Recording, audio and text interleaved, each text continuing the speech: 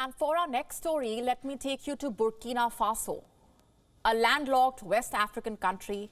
It is one of the world's poorest and most volatile nations in the world. 50 women have been abducted in the country. 50 women. These are stories that one has to take time to even process. The abductions happened last week on Thursday and Friday. The news is surfacing only now because a lot of this area has been blockaded by Islamist militants.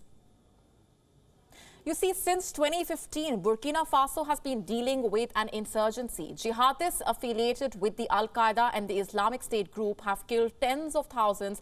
Around 2 million have been displaced. Here is where the abductions happened. This is Arbinda in the Sahel region. This is where it is on the map. The area has been bearing the brunt of the insurgency. Roads in and out of the area have been blocked by the jihadists. There is severe food shortage.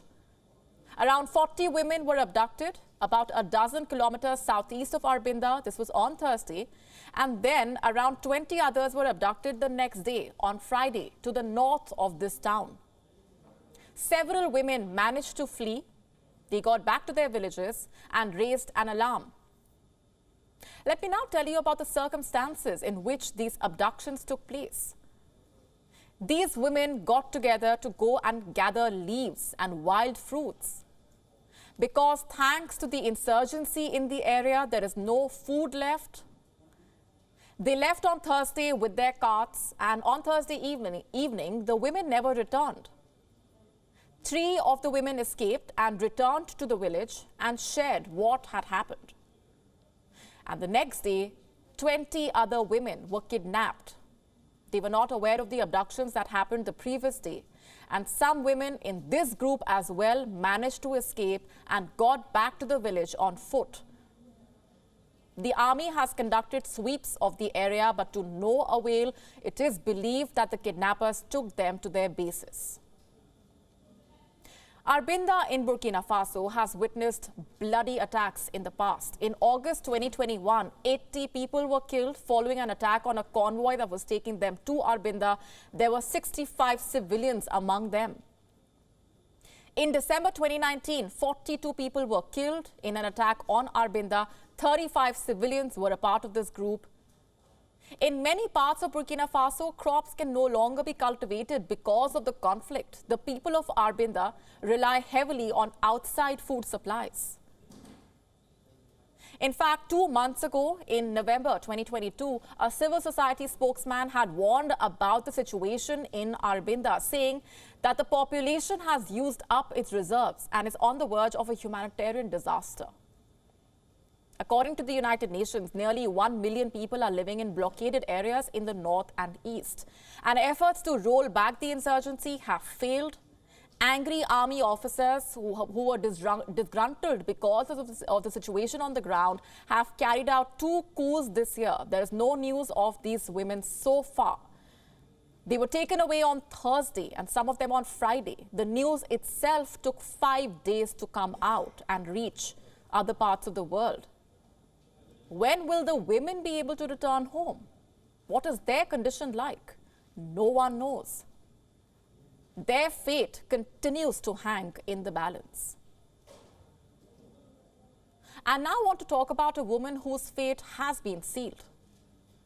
Her name is Mursal Nabizada, a former female member of Afghanistan's parliament. She was shot dead by unknown gunmen at her home in Kabul. Her guard was shot dead as well. Her brother was injured. Nabizada was only 32 years old. She was a lawmaker till the time the Taliban took over Afghanistan in 2021. She was one of the few female MPs who chose to stay on in Kabul. She was elected as a member of the lower house of the parliament in 2018 to represent Kabul. She has been called a fearless champion who turned down a chance to leave the country. A former lawmaker called Nabizada a true trailblazer, a strong, outspoken woman who stood for what she believed in, even in the face of danger. Despite being offered the chance to leave Afghanistan, she chose to stay and fight for her people. Hana Newman, a member of the European Parliament, has said that Nabizada was killed in darkness, but the Taliban built their system of gender apartheid in full daylight. And not only did Nabizada stay on in Kabul, she also openly criticized the Taliban government. And her supporters said she was receiving death threats for her campaigns fighting for women's rights, but chose to stay on in the country. This is the first killing of a prominent politician since the Taliban took over Afghanistan. The police have said that the security forces have started a serious investigation to find the criminals, but will she get justice? I doubt that. What about the rest of the women of Afghanistan? For how long will they continue to live without basic rights, without access to education, to gyms, to parks in the country? When will they be able to live without fear? WION now available in your country. Download the app now. Get all the news on the move.